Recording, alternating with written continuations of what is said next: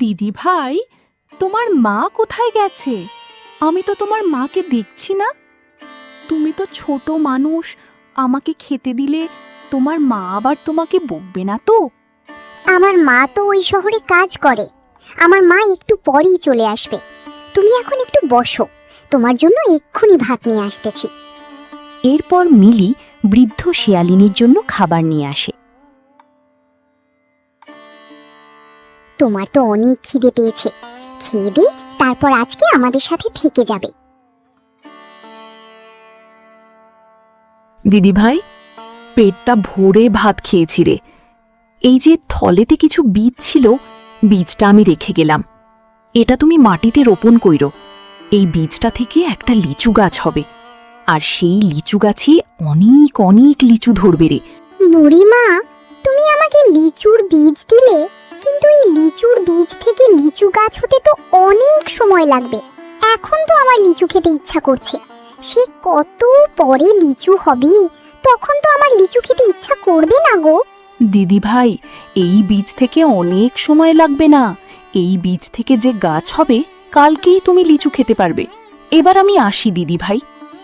এরপর মিলি ভিক্ষুক বুড়ি মায়ের বীজটা মাটিতে পুঁতে রাখে। এই মিলি, সেই কখন থেকে বসে বসে কি যে ভেবে চলেছিস? কখন ঘুমাবি? রাত তো অনেক হলো, ঘুমাইতে যা এক্ষুনি। মা, আমার তো ঘুম আসতেছে না, মনে হচ্ছে কখন সকাল হবে। জানো মা, একটা বুড়িমা আমাকে লিচুর বীজ দিয়েছে, আর বলেছে কালকেই লিচুর বীজ থেকে একটা লিচুর গাছ হবে, আর সেই গাছ থেকে অনেক লিচু হবে। এই মেয়েটাকে নিয়ে আমি আর পারি না। কোন ভিক্ষুক এসে তোকে আবার কিসের বীজ দিয়ে গেল? আর সেটা থেকে নাকি কালকেই লিচু হবে। তাড়াতাড়ি ঘুমাতো, আর বকবক করিস না, অনেক রাত হয়েছে। রাতের মধ্যেও সেই জাদুর বীজ থেকে বড় একটি লিচু গাছ হয়। আরে, মিলি তো ঠিকই বলেছিল, সেই জাদুর বীজ থেকে কত বড় লিচু গাছ হয়েছে। মিলি, আরে মিলি, তাড়াতাড়ি বেরিয়ে আয়। দেখ না, এই লিচুর বীজ থেকে কত বড় একটা জাদুর লিচু গাছ হয়েছে।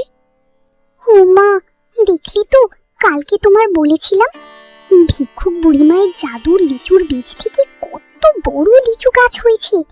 আমি এখন থেকে অনেক কিছু খেতে পারবো। একটা লিচু পেড়ে দাও মা। হ্যাঁ রে মা, এখন থেকে তুই অনেক লিচু খেতে পারবি।